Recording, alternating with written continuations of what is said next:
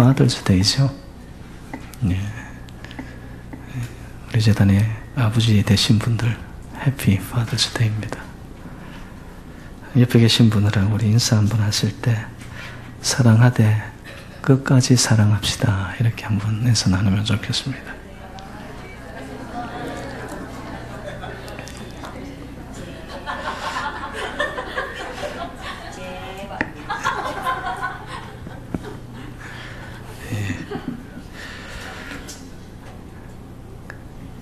중도 하차하시는 분들이 있으면 제가 이렇게 지켜보다가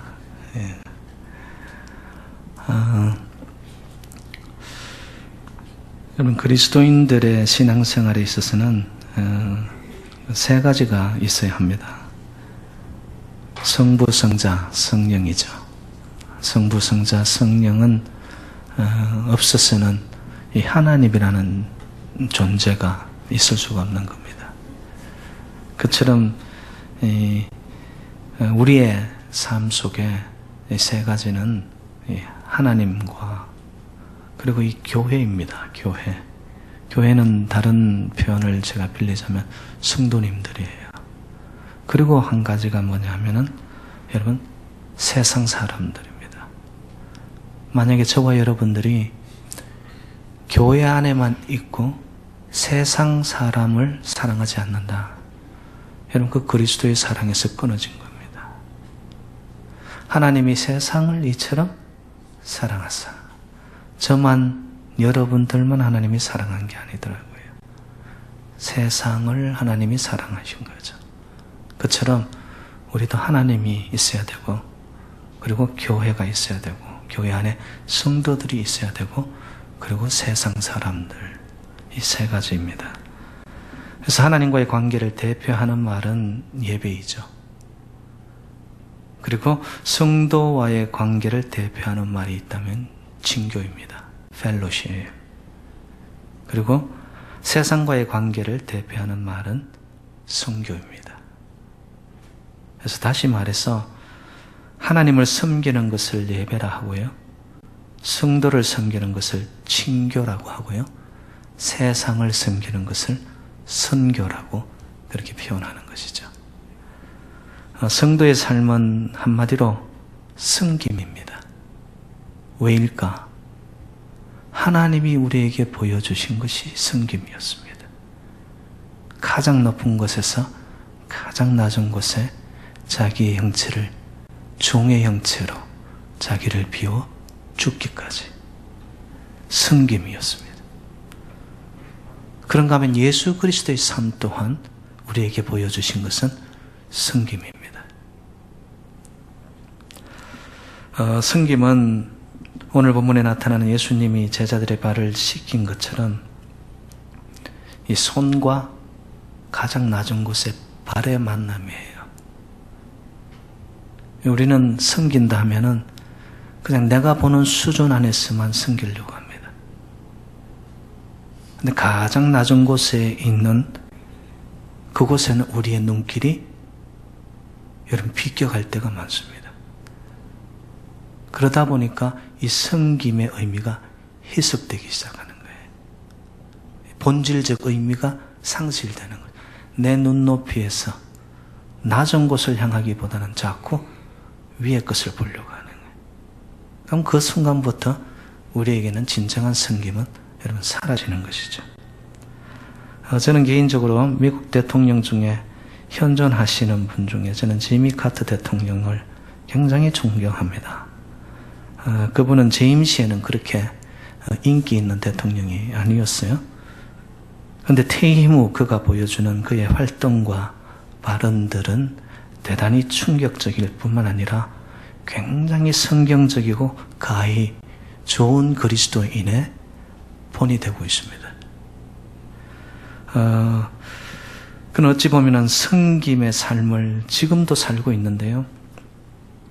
가난과 기아 그리고 전쟁과 지진이 있는 곳엔 어김없이 그는 찾아갑니다.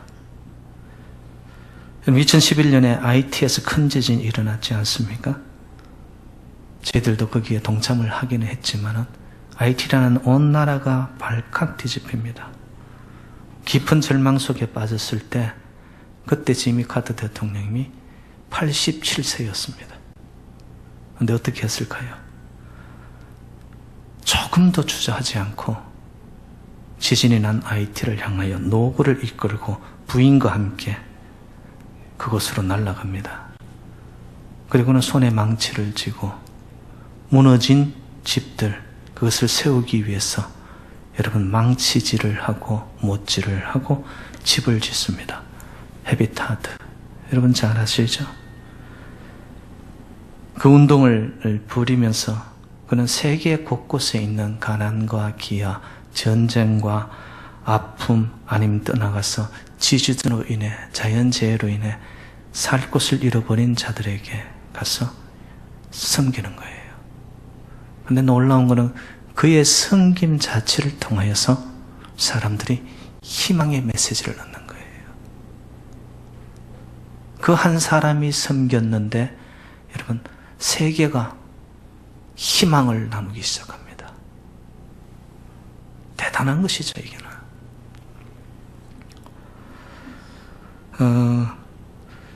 어찌 보면 은퇴 이후에 그의 편안함과 또 그의 사회적인 권위와 지위 정보라면 여러분 편하게 살 수 있어요. 그런데 그는 낮은 곳에 와서 함께 섬기는 그 모습을 몸소 실천합니다. 과연 그의 이러한 섬김의 힘은 어디서 왔을까? 우리는 생각을 해야 되는 것이죠. 그가 믿는 하나님은 우리가 믿는 하나님하고는 다른 것일까? 그가 고백하는 예수 그리스도의 삶은 우리가 고백하는 예수 그리스도의 삶하고는 전혀 무관한 것인가? 같은 하나님, 같은 예수를 섬기는데 그의 삶은 실질적으로 섬김의 삶에 자기를 던집니다.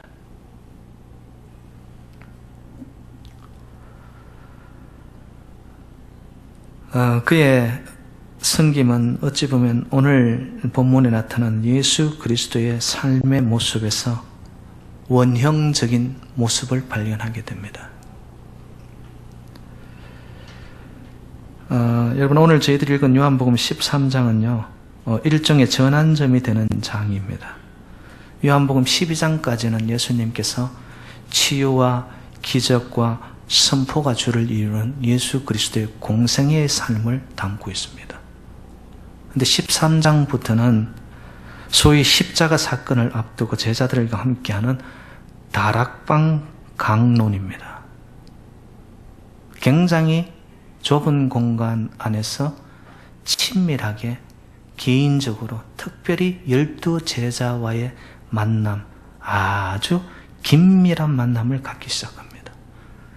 공적인 것보다는 오히려 이제는 12 제자들을 향한 예수 그리스도의 개인적인 여러분 이 마음이 흘러가는 것이죠.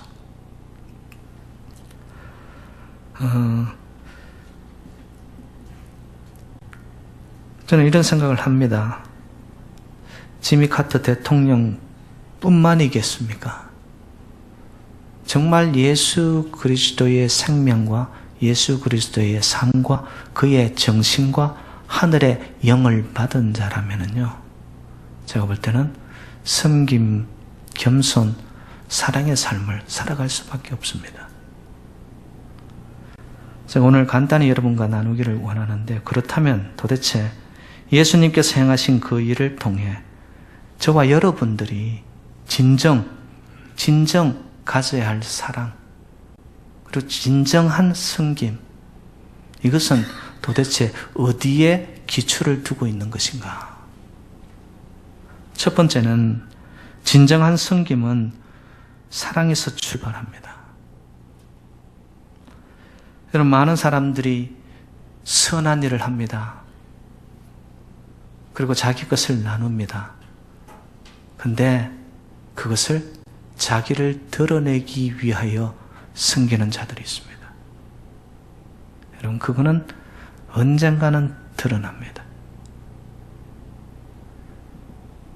정말 진정한 섬김은 여러분 우리의 하나님의 사랑을 받은 그 사랑에서 기인해야 된다는 것이죠. 오늘 본문은 예수님의 공생의 기간 중 모든 것을 마치면서 세 번째 예루살렘을 입성하신 후에 예수님은 준비된 조용한 곳에서 제자들과 함께 유월절 식사를 맞이합니다. 한 주일 내내 베다니에서부터 성전을 비롯하여 예루살렘 이곳저곳을 다니시면서 하나님이 그에게 맡긴 사역을 감당하는 것이죠. 그러다가 유월절을 맞이하게 된 것이죠. 제자들과 함께 다니다가 최후의 만찬을 식사할 자리를 이제 하기 위해서 모인 것입니다. 이때 오늘 본문 1절에 요한은 이렇게 기록을 합니다. 유월절 전에 예수께서 자기가 세상을 떠나 아버지께로 돌아가실 때가 이런 줄 아시고 세상에 있는 자기 사람들을 사랑하시되 끝까지 사랑하시니라.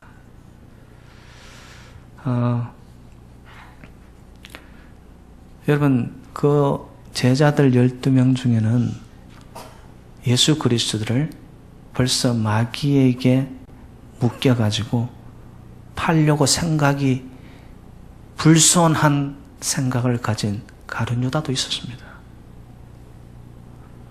어찌 보면 예수님은 다 알고 있음에도 불구하고 자기를 팔아넘길 가룟 유다까지도 진정으로 사랑합니다. 세상적으로 힘든 앞날을 미리 안다는 것은요, 마음속에 굉장한 불안감을 조성하고 스트레스가 쌓일 것입니다. 여러분 그렇지 않아요?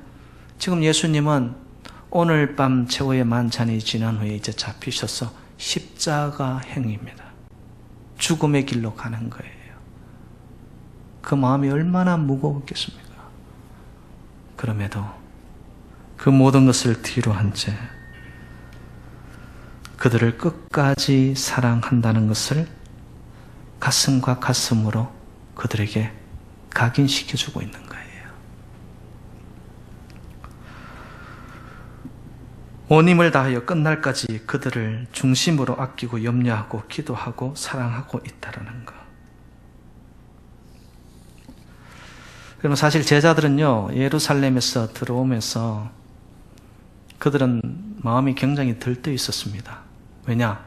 이제 예수님께서 통치하실 그때가 다가왔다라고 그들은 착각한 것입니다. 그들이 섬기는, 그들이 왕으로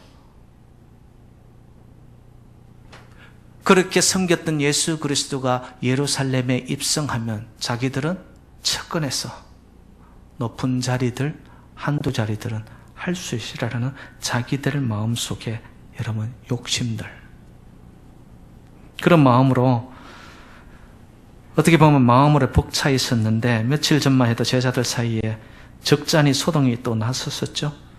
바로 그들 중에 누가 크냐라는 논쟁이 벌어졌던 것입니다. 그때 예수님께서는 이야기하십니다. 어린아이처럼 겸손해야 한다. 그래야지만 하나님 나라에 들어갈 수 있어.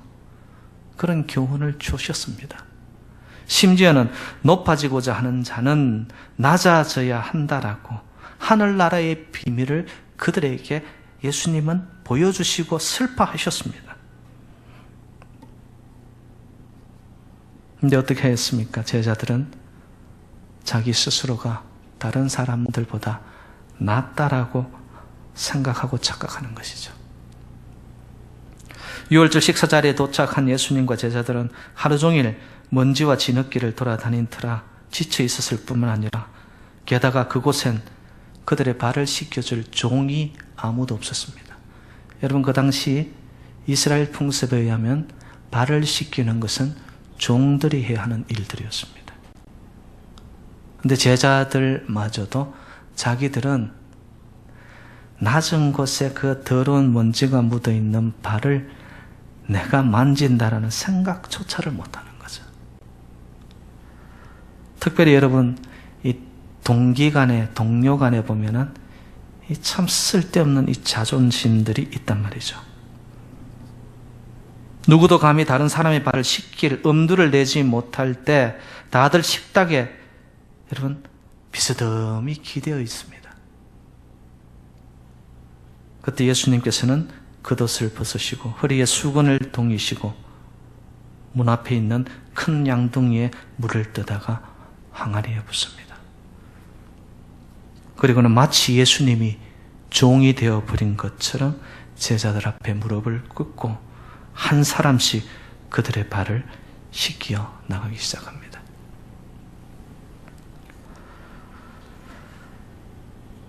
가룟 유다마저도 여러분 무릎을 꿇고 예수님께서는 그의 발을 씻기십니다. 여러분 아시죠? 가룟 유다뿐입니까? 이제 예수님이 잡히시고요. 그리고 예수님이 빌라도의 법정 앞에 서고는 그 모든 과정 속에서 제자들은 뿔뿔이 흩어지기 시작합니다. 특히 여러분 잘 아시는 사도 베드로는 어떻게 합니까? 어린 계집종 앞에서 3번이나 예수님을 모른다고 부인하기까지 하는 그걸 예수님은 다 아시죠. 십자가 아래에서 주님을 모른 채하고 멀찍이 떨어져서 구경만 할 그들을 알면서도 예수님은 그들을 사랑하십니다. 자기를 배신할 그들임에도 불구하고 예수님은 끝까지 그들에게 사랑이 뭔가를 가슴으로 전하고 있는 겁니다.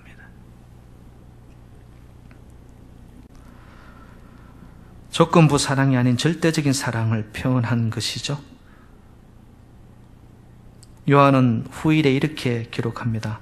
사랑하는 자들아 우리가 서로 사랑하자.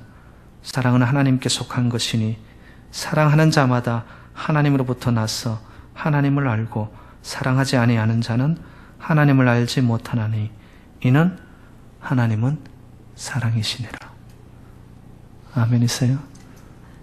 하나님이 사랑임을 여러분 정말 믿고 고백하고 아니 내 삶이 사랑으로 여러분 나타나고 계십니까?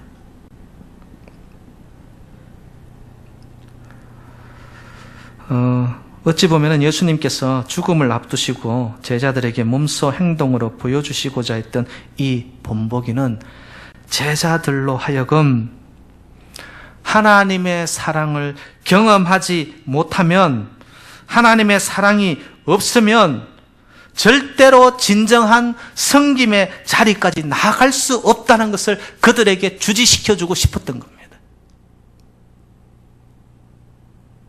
하나님의 사랑을 체험하고 만난, 가슴이 깨어져 버린 그 사랑으로 내 안에 사랑의 전율이 와서 그 사랑의 힘이 나를 붙잡아 가지 않는다면 너희들의 걸음, 너희들의 말, 너희들의 행동, 너희들의 섬김은 가식적인 것일 거야.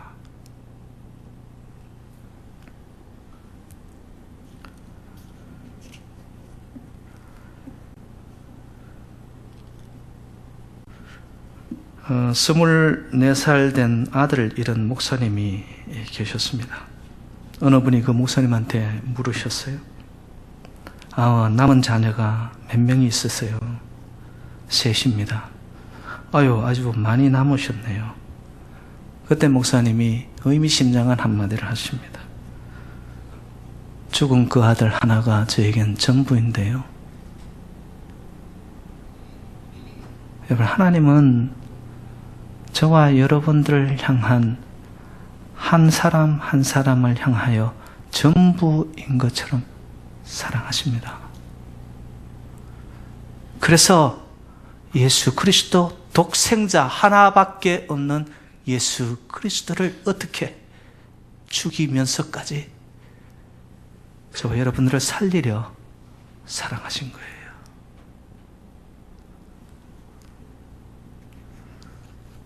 여러분 기억하십시다.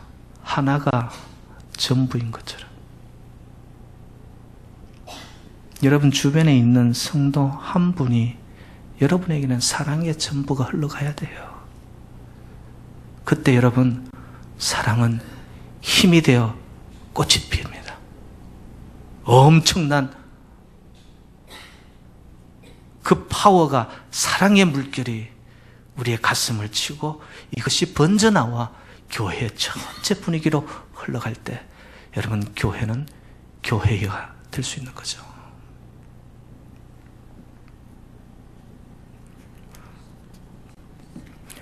사랑하는 여러분들, 우리 안에 겸손히 섬기고자 하십니까?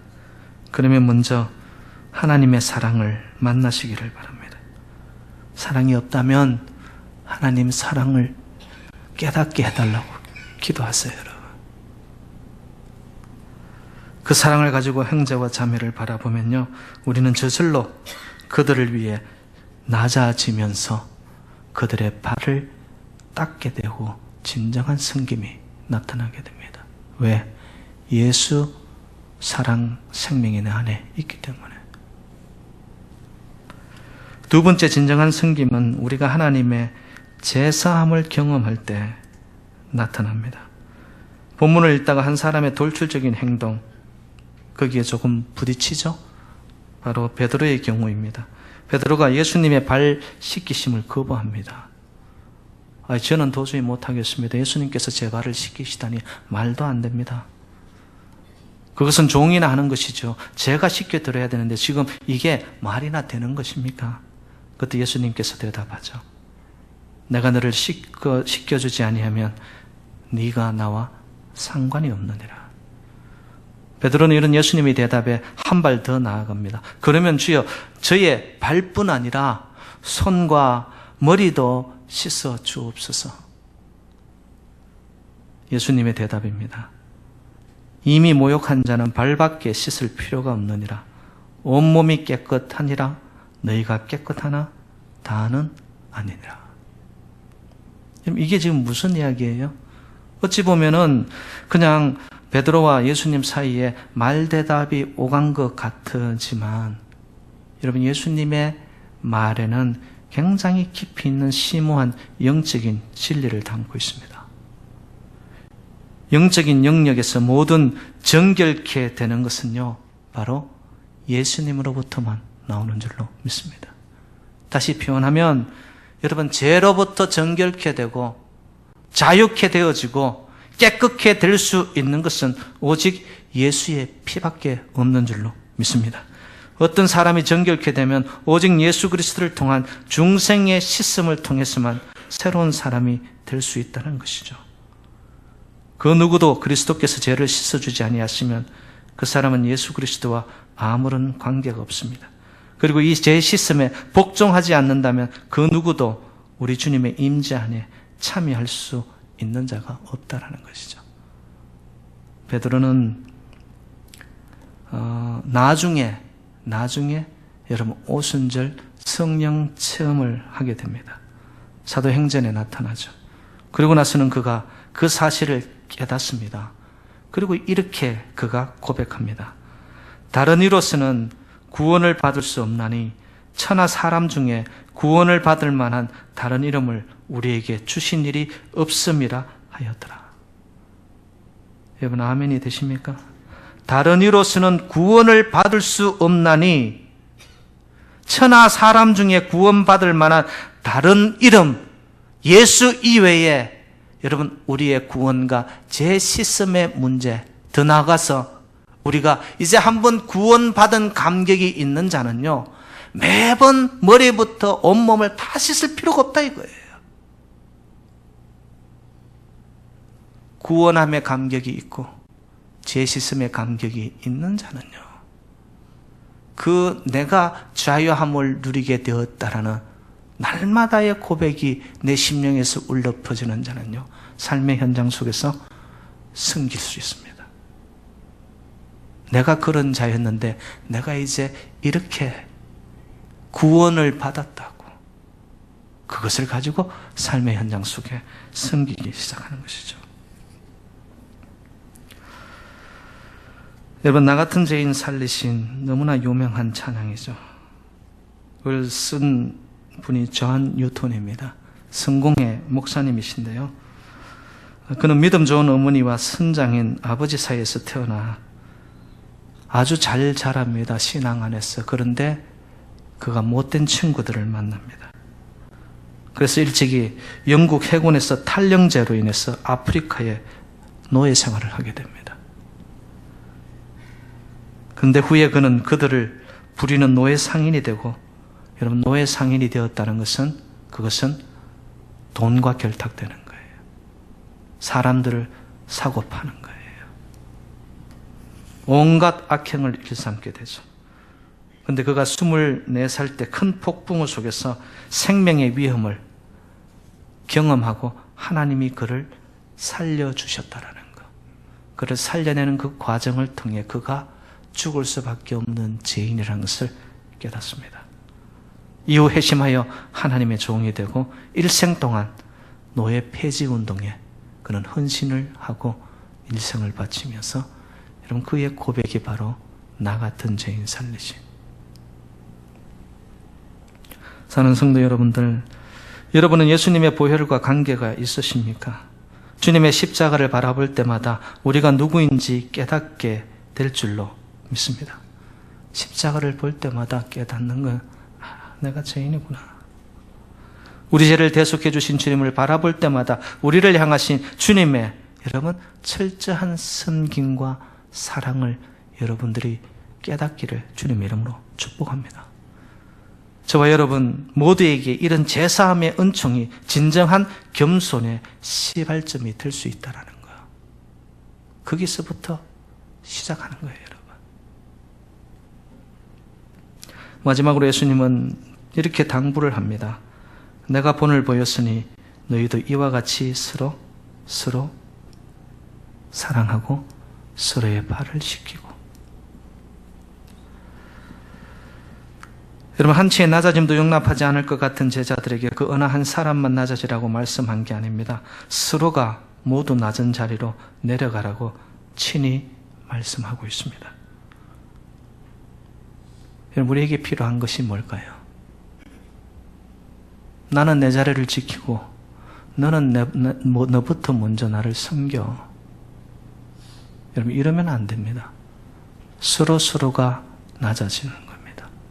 함께 낮아지는 사랑과 섬김을 통해, 나의 이 손을 통해 상대의 발을 씻길 정도로 그의 가장 낮고 아픈 부분을 내가 마음으로 나눌 수 있을 때, 여러분, 그 섬김을 통하여 기적이 일어납니다.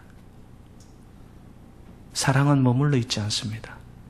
그 섬김이, 사랑은 명사가 아니라 동사가 되어 그때부터 움직이기 시작합니다. 사랑의 확산이죠. 거기에 생명의 창출이 일어납니다.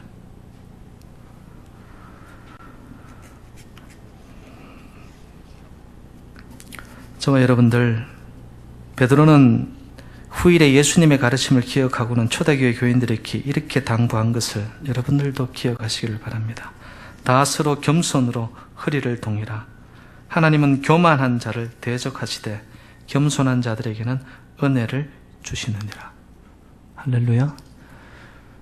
겸허히 사랑의 섬김을 오늘도 내어딛는 그에게 하나님은 은혜를 베풀어 주신다고 하십니다.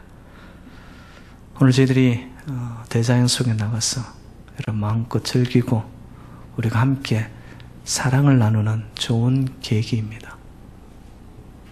여러분, 누가 먼저 나를 대접하라는 마음 말고요, 여러분, 우리 모두가 함께 섬기고 겸허히 사랑의 마음으로 우리가 삶의 현장 속에 오늘도 나아갈 때, 제가 볼 때는 이런 야외 예배를 통하여 주님이 우리의 마음을 묶어내시사 그 속에서 엄청난 하나님의 나라를 이루는 그 비밀이 바로 여기에 있다라는 것. 이것을 통하여 저와 여러분 삶의 현장 속에서 하나님의 나라의 증인들이 다 될 수 있기를 주님의 이름으로 축원드립니다.